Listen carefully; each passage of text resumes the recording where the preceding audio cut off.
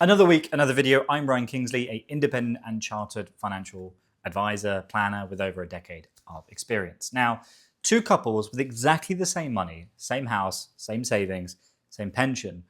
One dies in March 2027 and the other dies in April 2027, 4 weeks apart.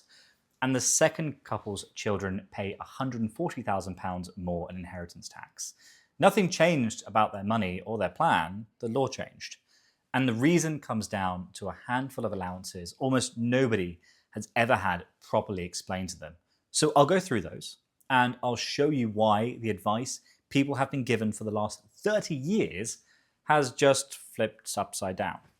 And before you write this off as some budget speculation, it is from the 6th of April 2027, less than a year.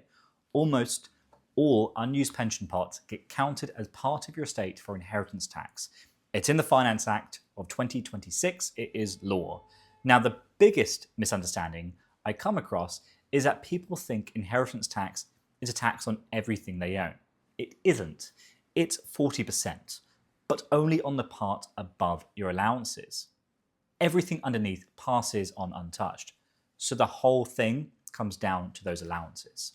The main one is the nil rate band. £325,000 is the allowance.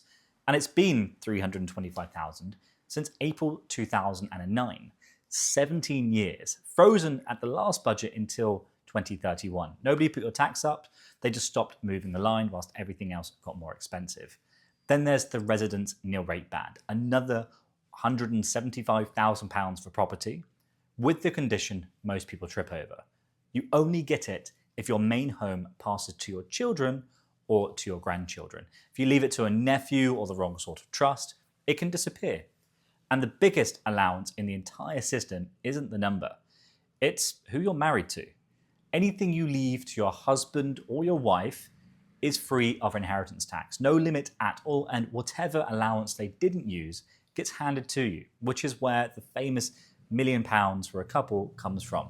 Now, if you've been living together for 30 years and never got around to it, you get none of that. Not the exemption, not the transfer, nothing. You are treated as two strangers who happen to share a kitchen. So if you're sat there with a partner and a house and no certificate, understand what that's worth. The registry office costs about 60 quid. And on these numbers, it might be the best performing financial product in Britain, and I'm including the pension. But here's the bit that gets missed. Your spouse exemption doesn't wipe the tax out. It just moves it down the road. When one of you goes, there's usually nothing to pay because it all passes to the other one. The bill turns up later when whoever's left dies, and it turns up all at once on your children.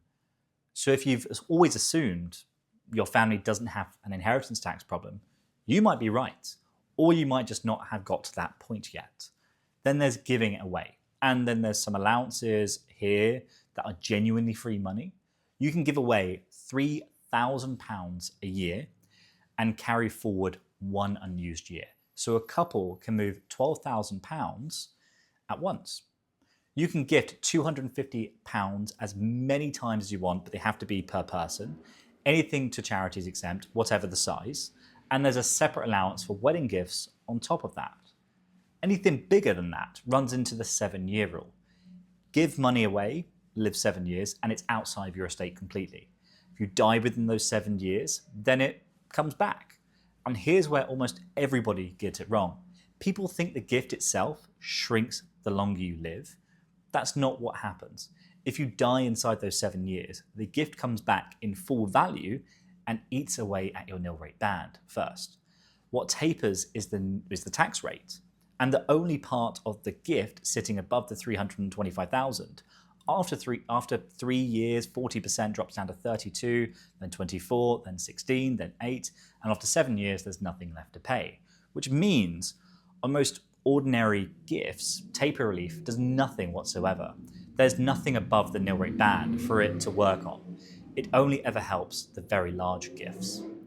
Which brings us to the pension. And this is the part where I really want to get into it with you, because it isn't the part in the headlines.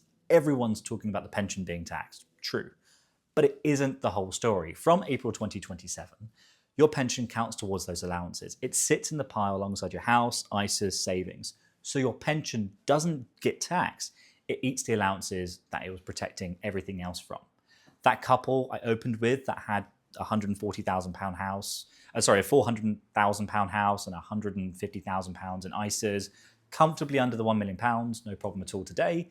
Add an £800,000 pension, two people paying 40 years, and they're £350,000 over that line. That's where the £140,000 comes from. And if you die after 75, your children pay income tax on what they draw out of that pension as well. Same pot, but it's taxed twice. So effectively over 66%, which is just insane. So here's what actually changes. For 30 years, there's been a rule. And if you've ever sat down with a financial advisor like me, you'll have heard it. Spend the ISAs first, spend the cash, spend the money from downsizing, and leave the pension alone, leave it last. And that was right because the pension sat outside of your estate while the ISA sat inside it. But from April 2027, that's now backwards. Now, I want to be clear because it gets reported really badly with lots of misinformation. There is nothing in the Act telling you to draw your pension first. It is not a law. It is simply where a lot of planning is heading. Leaving the pension alone doesn't shelter it anymore. So the reason you were protecting it has gone. It's now the only thing that you own that can be taxed twice. And drawing money out of it takes it out of your state while you're still alive and gives you income you can gift. Whether that's right for you depends on the numbers. Draw it down too hard and you'll solve a tax problem but your family might have never had, and create an entirely new income problem that you definitely will have. And that's before anyone panics. Most estates will pay no inheritance tax at all. Pension to your husband, wife, or civil partner, no inheritance tax. Final salary, this isn't about you, it's a problem for couples with over £1 million. Once your house is counted in and the pension together. And it blindsides people because almost nobody counts the pension for 30 years you've never had to.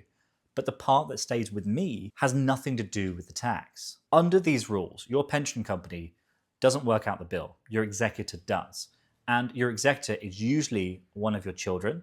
The tax is due within 6 months, and the pension scheme is allowed to hold back up to half of your pot for as long as 15 months while it's getting sorted out. So picture this, you're gone, and a fortnight later, your daughter is sat at your kitchen table with a pile of HMRC forms, trying to put a value on the pension she has never seen a single statement for, against a deadline nobody told her existed.